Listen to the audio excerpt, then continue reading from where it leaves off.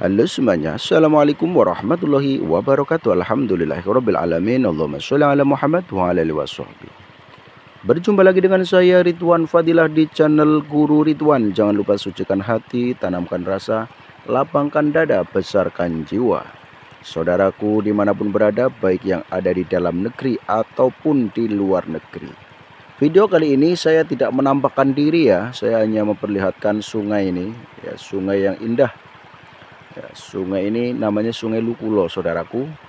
Sungai Lukulo itu sepanjang dari Wonosobo, yaitu pangkalnya ya, pangkalnya Wonosobo sampai ujungnya di Kebumen. Ya. Jadi Sungai Lukulo begitu panjang, saudaraku, seperti ulo, makanya disebut Lukulo. Luk itu kan lika-liku. Ya. Ulo itu ular, ya, jadi lika-liku seperti ular, makanya disebut Sungai Lukulo gitu ya, saudaraku ya. Banyak orang berkata seperti ini, saudaraku. Kalau orang berbicara Satrio Piningit itu banyak sekali yang mengatakan bahwa Satrio Piningit itu tempatnya atau rumahnya di pinggir kali. Seperti itu ya. Ya tidak masalah, itu semuanya kan sebuah pendapat ya, sebuah pendapat ya. Kalau saya sih bukan tempatnya yang saya cari dan juga bukan sosoknya yang saya cari, tapi kemunculannya hingga perjuangannya seperti itu ya, saudaraku.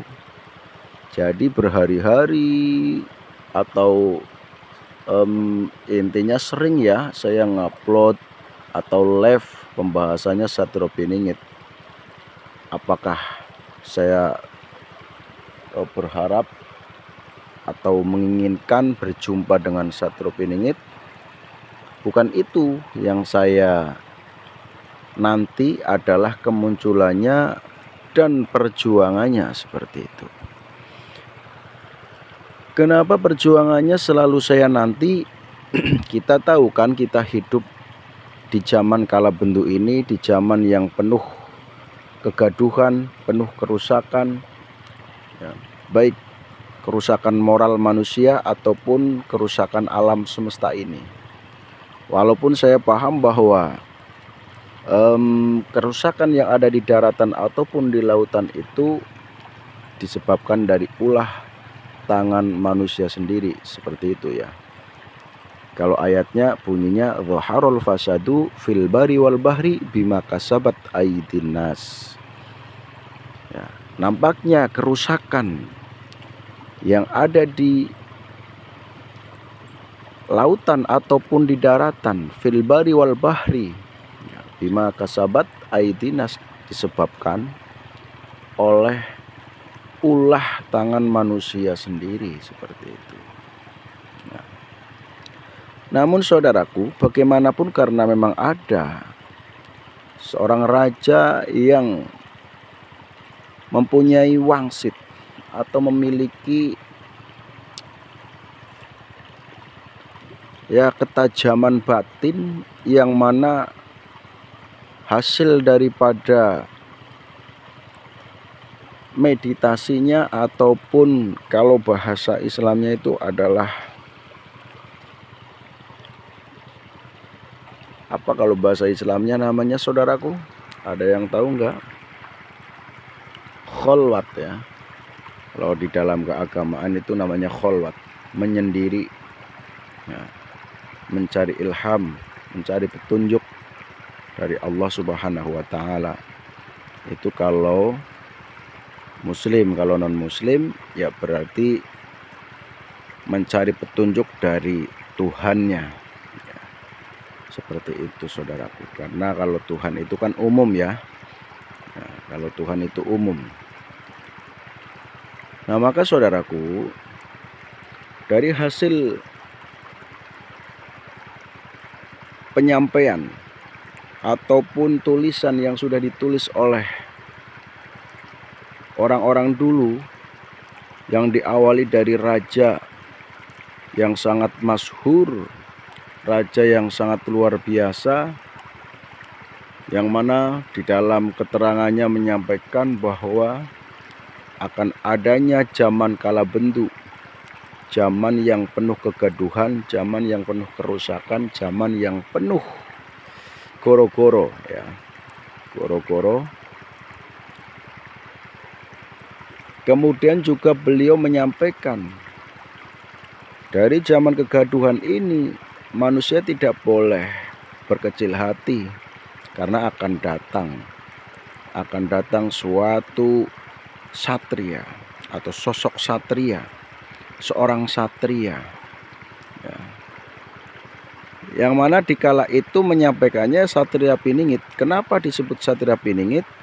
Karena pada waktu itu kan menyampaikan untuk yang akan datang, makanya orang menyebut itu Satria Piningit. Nah, kalau beliau sang raja itu tidak menyebut Satria Piningit. Yang menyebut Satria Piningit itu ya kita-kita orang. Kenapa disebut Satria Piningit? Ya karena satrianya itu masih belum kelihatan, belum muncul, belum nampak. Maksudnya satria yang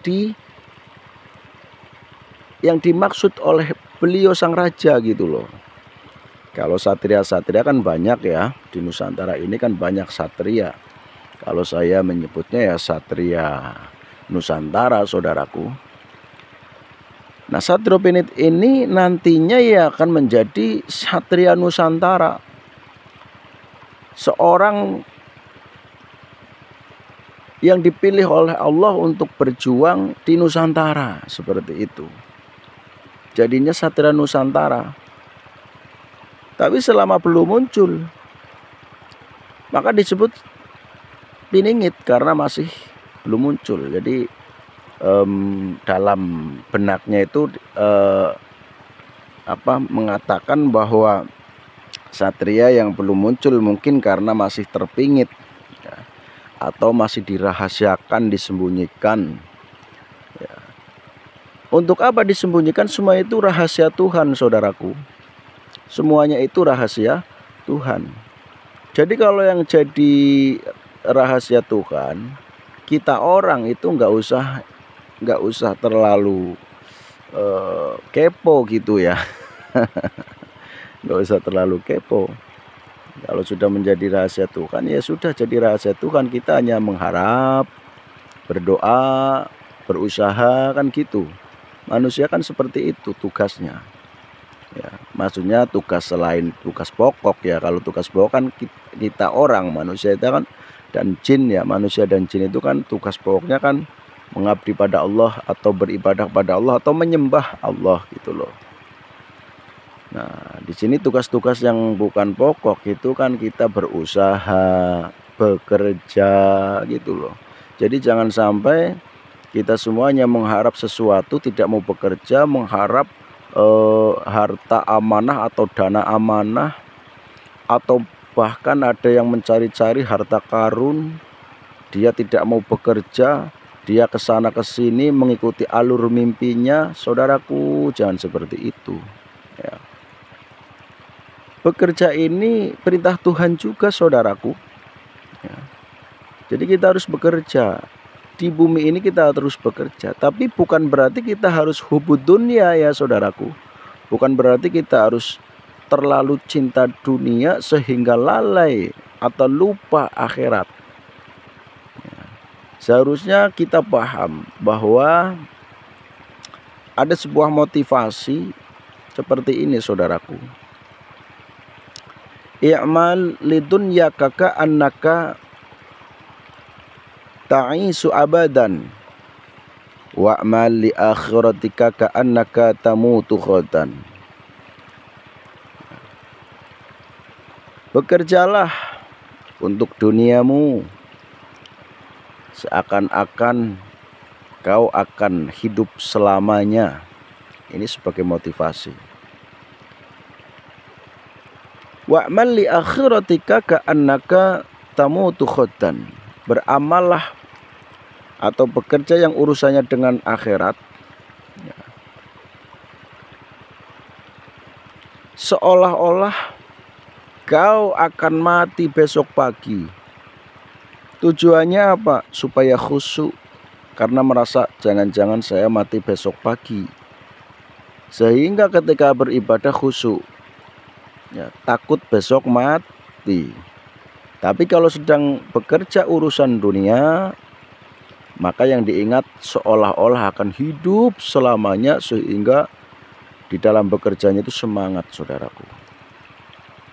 Nah, maka kita sederhanakan saja ketika membahas Satiropiningit. Ya. Dan tidak ada larangan siapapun untuk membahas Satiropiningit, karena memang ini sebuah cerita yang ketika diikuti alur kebaikannya maka jadi baik. Tapi kalau yang diikuti atau terlalu mengada-ada di dalam memahami sampai dikait-kaitkan dengan sesuatu yang sekiranya tidak bisa dinalar, ya maka bisa jadi nih loh ya, bisa jadi akan ada kesesatan, saudaraku. Sekali lagi, ketika kita bercerita Satiropiningit, karena yang namanya orang cinta itu biasanya sering disebut, sering disampaikan, sering diangan-angan, bahkan sering dibawa mimpi seperti itu. Oh ya,